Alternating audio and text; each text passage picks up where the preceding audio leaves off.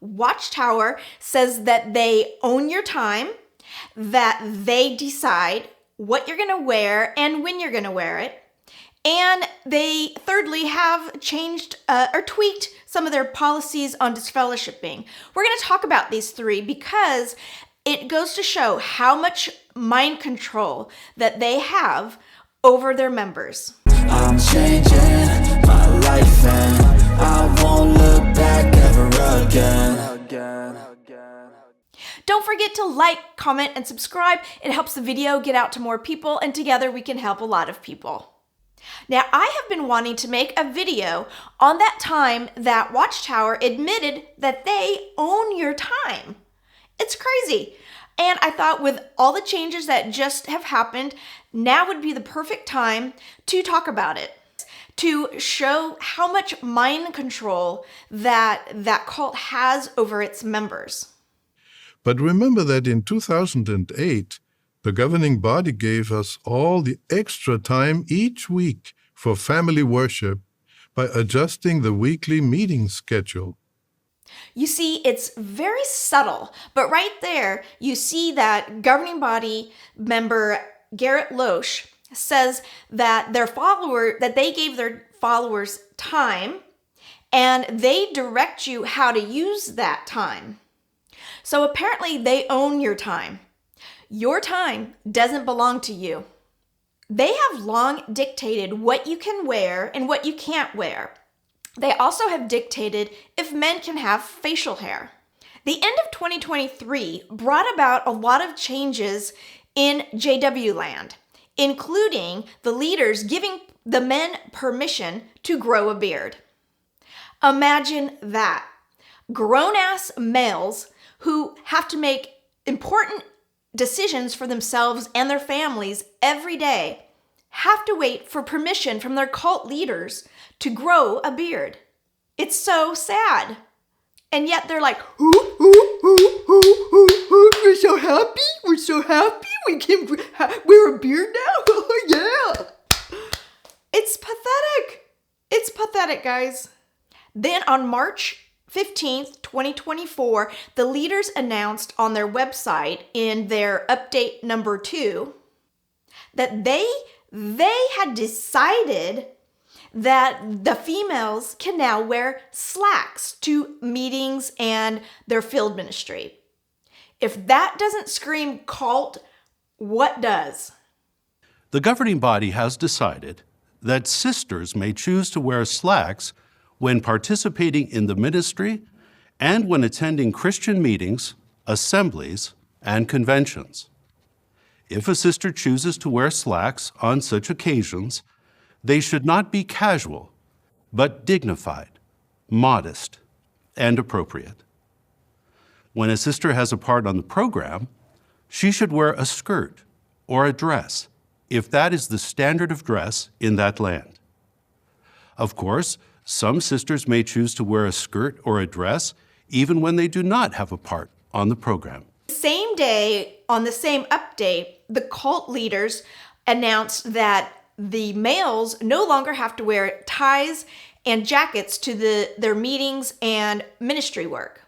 In addition, brothers may choose not to wear a tie or a jacket when participating in the ministry and when attending Christian meetings, assemblies, and conventions.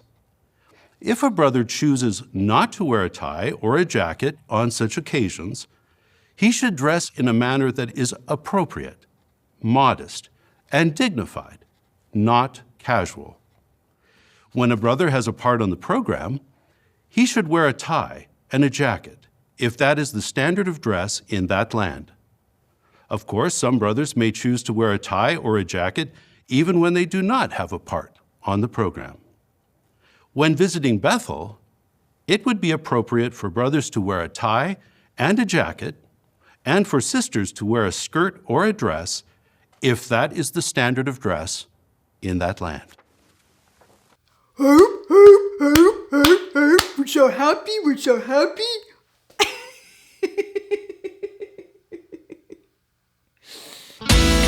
Is this really happening? I can't believe it's true.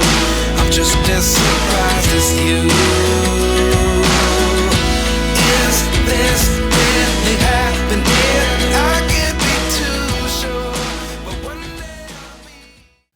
On the same update, they also went into detail on how the organization is making it more difficult to get disfellowshipped. Presently, a committee of elders normally meets with a wrongdoer only one time. However, the governing body has decided that the committee may decide to meet with the person more than once.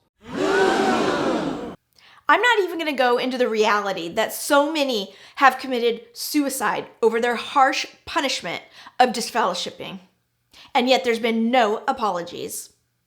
They are now allowing their members to reach out to disfellowshipped ones, but only to invite them to a meeting. However, that does not mean that a Christian could not invite a disfellowshipped person to attend a congregation meeting. Woo, big whoopee. Interestingly, they did make a big change when it comes to minors. Before, when a baptized minor committed a sin in the eyes of the cult, they were dragged into a committee meeting which consists of 3 elders. Here is what has changed. Under our new arrangement, 2 elders will meet with the minor and his Christian parents. The elders will find out what steps the parents have already taken to help their child come to repentance. If the minor has a good attitude and the parents are reaching him, the 2 elders might decide that it isn't necessary to take the matter any further. Of course, the elders will occasionally check with the parents to make sure that the minor is getting the help he needs. However, what if a baptized minor unrepentantly persists in a wrong course? In that case, a committee of elders would meet with him along with his Christian parents. So why the change? Well, I think it's because they are getting a lot of pressure from governments around the world. Just look at the case in Norway that I recently reported on in another video. They lost their religious registration, they lost their funding, and they're no longer a charitable organization, which means they have to pay taxes like any other corporation. Because of their violation of human rights, including and especially children, and that organization may be worried that other countries are going to follow suit. I would like to note Mark Sanderson's tie is the same colors as the Norway flag. Is that a coincidence? I don't think so. They've been known to slip in subliminal things in the past. In fact, I want to make a future video about that. Maybe they're trying to get back in good graces with the country of Norway. Who knows? Moving on, the cult leaders now tell their followers they're allowed to say a simple hello to a disfellowshipped person when that disfellowshipped person attends one of their cult meetings. But it must only be a simple, short hello. Take a look. Under our current arrangement, we don't say a greeting to individuals who've been removed from the congregation. However, the governing body has decided that publishers can use their Bible-trained conscience to decide whether to give a simple greeting and welcome a disfellowshipped individual who attends a congregation meeting. Hi, so good to see you here. Thank you. While we wouldn't have an extended conversation or socialize with such a person, we do not need to ignore him completely. Did you notice how weird the wife acted towards the poor disfellowshipped woman at that meeting? So good to see you here. She barely reaches out to shake her hand. Thank you. And then stares at her as she walks away. It's totally disgusting. That organization loves to treat people like trash. So why all the changes? I want you to keep 3 things in mind. Number 1, legalities. They are having legal battles all over the world because of their cult-like behaviors and because they violate human rights. Number 2, financial reasons. They are bleeding money right now because they are fighting lawsuits all over the world, and they're losing donations because they're hemorrhaging followers. People are leaving in droves all around the world. And number 3, they're trying to bring the numbers up. Their numbers aren't looking good. Remember those three things: legalities, financial, and they're trying to bring the numbers up. So they're making it harder to get disfellowshipped. They're making more of an effort to bring disfellowshipped ones that may still believe in it back into the cult. And they're trying to keep their current followers happy by lifting some of those Pharisaic restrictions, letting some steam out of the pressure cooker that they have created. I believe they're trying to look more mainstream instead of the cult that they are. It's been rumored that they've hired a PR firm to help their slowly dying cult be revamped, to pivot, and that they have a 10-year plan.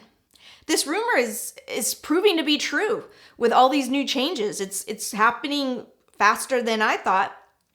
I don't think we'll even recognize this organization in another 5 to 10 years.